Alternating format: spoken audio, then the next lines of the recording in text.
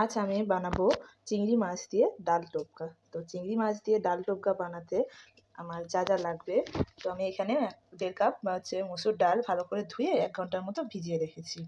আর আমার এখানে লাগছে তো চিংড়ি মাছ অবশ্যই লাগবে, পরিমাণ মতো চিংড়ি মাছ নিয়েছি। আর এখানে আমি কিছুটা আদা আর রসুন কেটে রেখেছি, আর একটা মিডিয়াম সাইজের ছোট পেঁয়াজ কেটে রেখেছি। এই দুটো পেস্ট বানিয়ে নেবো, আর এটা আমার রান্নার জন্য লাগবে। চিংড়ি মাছ দিয়ে ডাল টোপকা বানানোর জন্য আমি ডালটাকে পেস্ট করে নিয়েছি, আর আদা রসুন আর পেঁয়াজটাকে পেস্ট করে নিয়েছি। আর এখানে চিংড়ি মাছে আমি হলুদ গুঁড়ো, লঙ্কার গুঁড়ো আর তেল আর লবণ দিয়ে রেখে দিয়েছি, এটাকে মাখিয়ে নেবো ভাজার জন্য। আর মশলার মধ্যে আমার লাগছে 1 চামচ কাশ্মীরি লঙ্কার গুঁড়ো, আর লাগছে 1/2 চামচেরও কম ঝাল লঙ্কার গুঁড়ো, আর 1/2 চামচের একটু বেশি হলুদ গুঁড়ো, পরিমাণ মতো লবণ আর গরম মশলা। আর ফোড়নের মধ্যে লাগছে আমার জিরে আর তেজপাতা, একটা তেজপাতাকে আমি কেটে নিয়েছি। কড়াইয়ে তেল গরম হয়ে গিয়েছে, এবারে আমি চিংড়ি মাছটা কড়াইয়ে দিয়ে দেবো।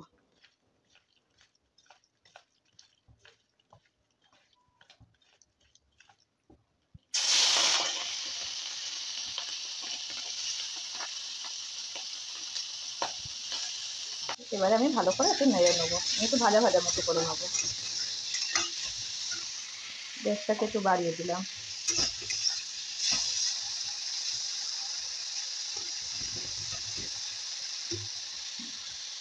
চিংড়ি মাছটা আমার ভাজা হয়ে গেছে, এবার আমি তুলে নেব।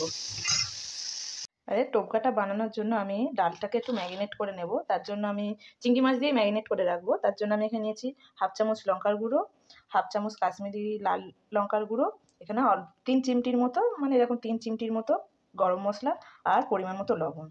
এখানে চিংড়ি মাছগুলো ভাজা হয়ে গেছে, এইগুলো আমি এতে দিয়ে দেবো, দিয়ে ভালো করে ম্যারিনেট করে নেব। এখানে আমার ডাল আর চিংড়ি মাছটা ম্যারিনেট করা হয়ে গেছে।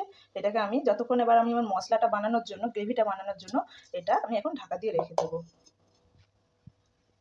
গ্রেভিটা বানানোর জন্য আমার কড়াটা গরম হয়ে গিয়েছে, তো আমি এতে তেল দিয়ে দিয়েছি। আমি এতে সানফ্লাওয়ার তেল ইউজ করেছি, ঠিক আছে। এবারে আমি ফোড়ন দেব। ফোড়নে আমি প্রথমে জিরেটা একটু ফুটে উঠলে আমি দেব তেজপাতা,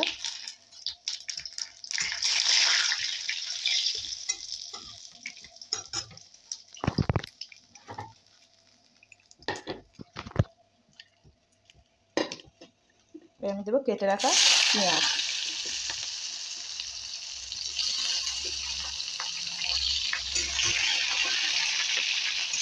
ভালো করে আমি একটু ভাজার মতো করে নেব। পেঁয়াজটা ভাজা হয়ে এসছে, তো এবারে আমি এই পেস্টটা দিয়ে দেবো। আদা রসুন পেঁয়াজ যে পেস্টটা করেছি সেটা আমি দিয়ে দেবো।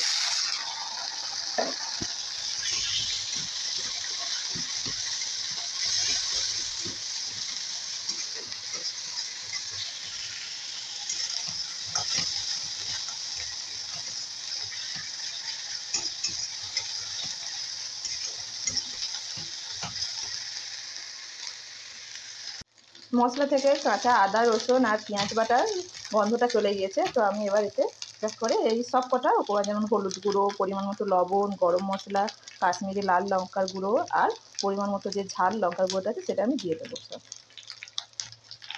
এটাকে ভালো করে আমি নাড়তে থাকবো।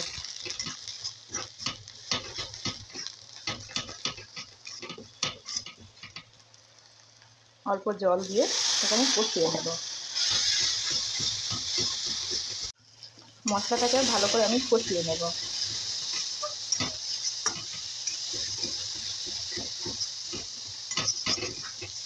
যখন মশলাটা কষানোর সময় মশলাটার গা দিয়ে যখন এরকম তেল ছাড়বে, তখন জানবেন মশলাটা কষানো হয়ে গেছে। এবার আমি জল দিয়ে দেবো পরিমাণ মতো।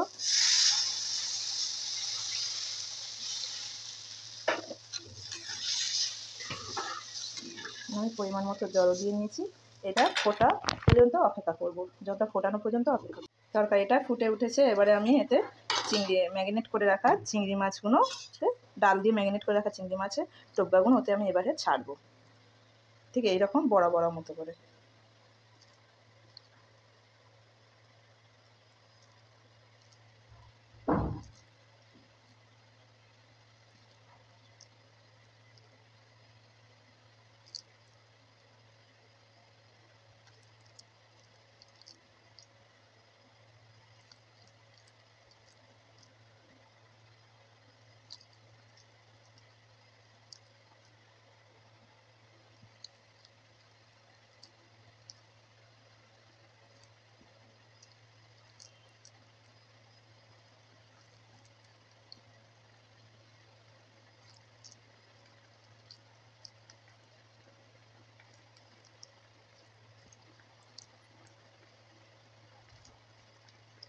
সবটাগুলো আমি দিয়ে দিয়েছি। এবার একটু ভালো করে নেড়ে নেবো।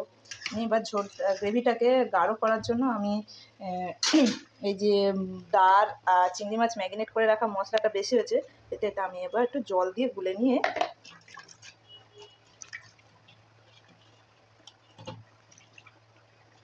এটা আমি দিয়ে দেবো। দিলে গ্রেভিটা একটু গাঢ় মতো হয়ে যাবে, খেতে ভালো লাগবে।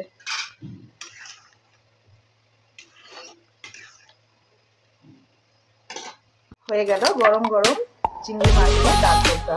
আপনারা চাইলে ট্রাই করে দেখতে পারেন, খুবই ভালো লাগবে। আর অবশ্যই তো ভাত আর রুটির সাথে দারুণ লাগবে।